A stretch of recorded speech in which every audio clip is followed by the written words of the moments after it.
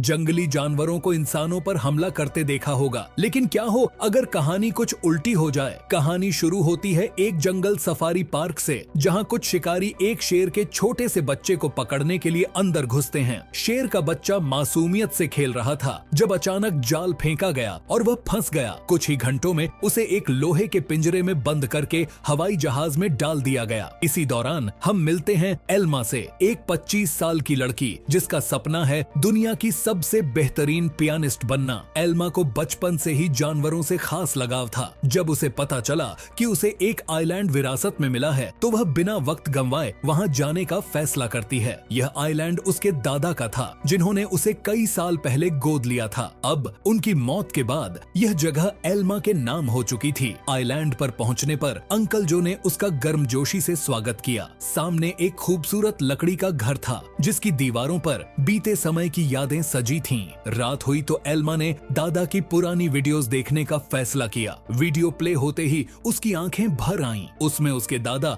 एक खास कहानी सुना रहे थे, एक मादा भेड़िया की जिसका नाम था स्नो। स्नो अचानक ही कुछ साल पहले इस आइलैंड पर आ गई थी और समय के साथ उसके दादा और स्नो के बीच गहरी दोस्ती हो गई थी। दादा ने एल्मा से कहा कि वह भी स्नो को ढूंढकर उससे दोस्ती कर ले। उस रात शेर के बच्चे वाला प्लेन बेहद खराब मौसम की वजह से उसी आइलैंड पर क्रैश हो गया। क्रैश की आवाज सुनकर एल्मा डर गई और उसने बाहर जाकर देखा, लेकिन वायलिन बहुत बड़ा था तो उसे कुछ नहीं मिला। अगली सुबह चार्ल्स और एली नाम के दोनों जवान वहां आए। उन्होंने स्नो को कैद करने के लिए जाल बिछा दिया। असल में वह भेड़ियों के पार्क के मालिक थे और उसके लिए स्नो को पकड़कर ले जाना चाहते थे। कुछ देर बाद स्नो जाल में फंस गई, लेकिन अपनी सूझबूझ से चार्ल्स और एली के आने से पहले ही वह जाल काटकर भाग निकली। फिर वह तैरकर आइलैंड की दूसरी ओर जा पहुंची, जहां उसकी मुलाकात एल्मा से हुई। पहले तो एल्मा घबरा रही थी, लेकिन फिर उसने अपने दादा की बात याद की और स्नो को पुचकारने लगी। कुछ देर बाद एल्मा प्लेन क्रैश की जगह पर पहुंची। खुशकिस्मती से शेर के बच्चे को कोई चोट नहीं पहुंची थी। वह एक पक्षी के घोंसले में गिर गया था, लेकिन पक्षी ने उसे नीचे धक्का दे दिया और इसके बाद वह सीधा जाकर एल्मा की गोद में गिरा। एल्मा भी उसे अपने साथ घर ले आई। उसी वक्त स्नो भी अपने छोटे बच्चे के साथ घर में आ गई। घर में 3 प्यारे जानवर देखकर एल्मा बहुत खुश थी। उसने तुरंत अंकल को बुलाया, लेकिन उन्होंने एल्मा से कहा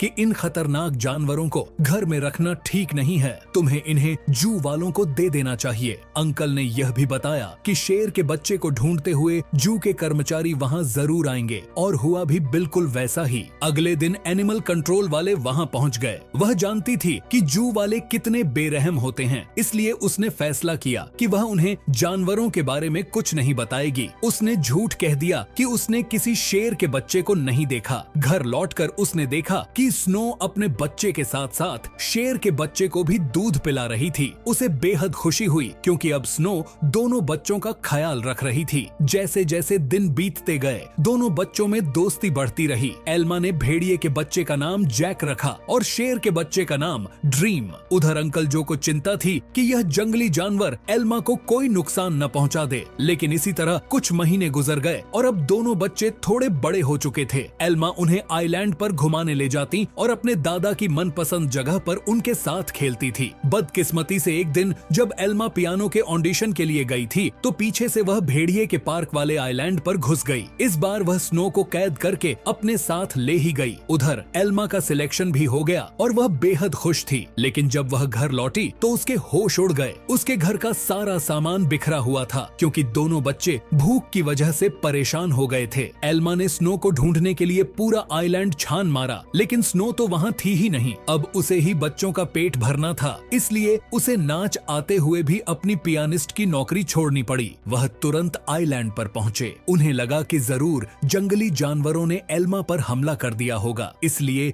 उन्होंने एनिमल कंट्रोल वालों को कॉल कर दिया। लेकिन जब उन्हें एल्मा बेहोश मिली और जानवरों को उसकी रक्षा करते देखा तो उन्हें अपनी इस हरकत पर बहुत पछतावा हुआ। इसके बाद जब एल्मा को हॉस्पिटल ले जाया गया तो डॉक्टर ने उन्हें बताया कि अगर जैक और ड्रीमर ने उसे गर्माहट न दी होती तो शायद वह आज जिंदा न होती। उधर एनिमल कंट्रोल वालों ने जैक को पकड़कर ईला और चार्ल्स को सौंप दिया। उन्हें एहसास हो गया कि जैक तो स्नो का ही बच्चा है। वहीं ड्रीमर को एलन नाम के एक आदमी को बेच दिया गया जो एक जू चलाता था। बेरहम आदमी था जो अक्सर अपने जानवरों को पीटा करता था, लेकिन अपने बाप से बिल्कुल उल्टा उसका बेटा राफा बहुत नरम दिल का था। जल्द ही उसकी दोस्ती ड्रीमर से हो गई, लेकिन कुछ ही दिनों में बेचारे ड्रीमर को कई नशीली दवाइयां देकर सर्कस में करतब करने के लिए मजबूर किया जाता। ड्रीमर ने अब तक की अपनी जिंदगी मजे से आइलैंड पर गुजारी थी, लेकिन इन बेरहम लोगों ने उस पर काफी बुरा असर डाला। इसलिए राफा अक्सर उसके पास उसे शांत करने जाया करता। उधर हॉस्पिटल में अल्मा ने होश में आते ही जैक और ड्रीमर के बारे में पूछा। अंकल ने भारी दिल के साथ उसे सब सच बता दिया। जैसे ही एल्मा हॉस्पिटल से बाहर आई, वह सीधा एनिमल कंट्रोल के दफ्तर में पहुंची। उसे पता चला कि जैक को तो भेड़ियों के पार भी भेज दिया है और ड्रीमर को उन्होंने एक सर्कस ग्रुप को दे दिया था। यह सुनते ही वह गुस्से से भर गई और ऑफिसर पर चिल्लाने लगी, लेकिन अंकल जू ने उसे शांत किया। कुछ समय बाद एल्मा ने एली को फोन करके जैक के बारे में पूछा। एली ने बताया कि जैक बहुत खुश है और यहाँ उसके कुछ दोस्त भी बन गए हैं। इससे अल्मा को थोड़ी तसल्ली मिली, लेकिन अब भी वह ड्रीमर के लिए बहुत परेशान थी। अगले कुछ हफ्तों तक वह शहर की हर एक सर्कस में गई और सबसे ड्रीमर के बारे में पूछताछ की, लेकिन कुछ हाथ नहीं लगा। उधर ड्रीमर की वजह से एलन की मोटी कमाई होने लगी थी। ड्रीमर जल्द ही स्टार लॉयन के नाम से मशहूर हो गया। एक दिन ड्रीमर का सर्कस ग्रुप भेदियों के पार्क के पास से गुजर रहा था और जैक ने तुरंत अपने बचपन के दोस्त को पहचान लिया। जायका अपनी सूझबूझ से पिंजरे से बाहर निकल गया। एली ने जब यह देखा तो वह समझ गया कि जैक बेहद समझदार है और वह जरूर कुछ न कुछ ढूंढ रहा है। जल्द ही जैक उस तक पहुंच गया जिसे वह ढूंढ रहा था। उसने बड़ी चालाकी से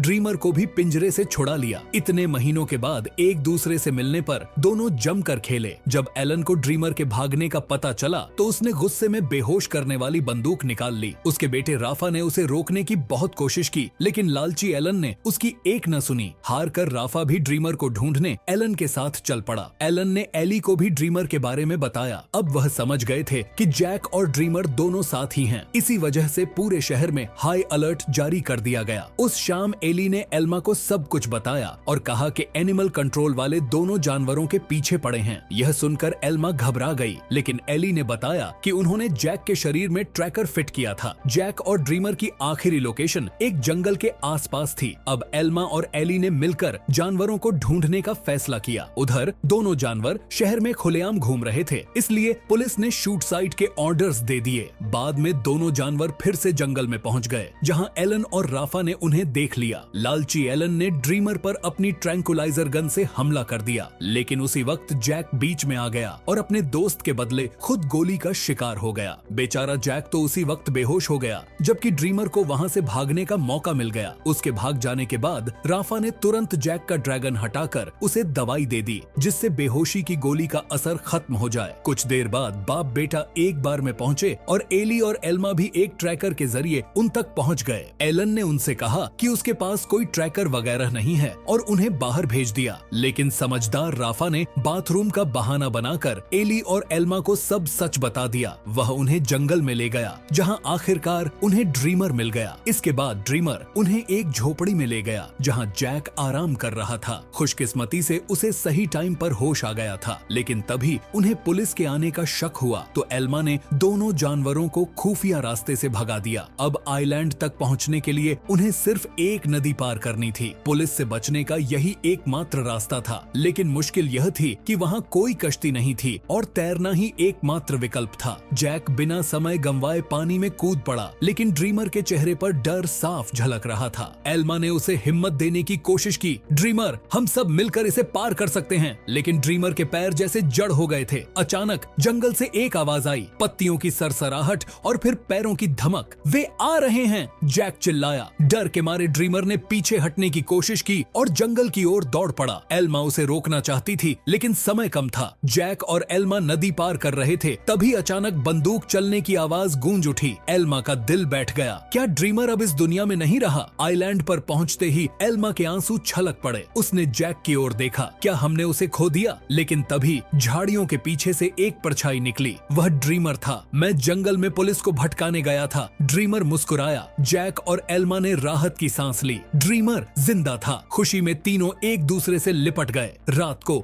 आइलैंड के किनारे एक छोटी सी पार्टी हुई। एल्मा ने पियानो बजाया और सबने मिलकर जश्न मनाया। उनके बीच का डर और दूरियां मिट चुकी थीं। अब वे एक परिवार थे, एक ऐसा परिवार जो एक दूसरे के लिए कुछ भी कर सकता था। अंत में एल्मा ने अपने प्यारे जानवरों की कहानी सुनाई, जिसने सभी के दिलों को छू लिया। अंधेरे जंगल से लेकर शांत आइलैंड तक का यह सफर सिर्फ भागने का नहीं बल्कि एक दूसरे पर भरोसा करने का था। अब आपकी बारी। अगर आपको किसी जंगली जानवर को पालने का मौका मिले तो आप कौन सा चुनेंगे? कमेंट में जरूर बताइए। मिलते हैं अगली कहानी में।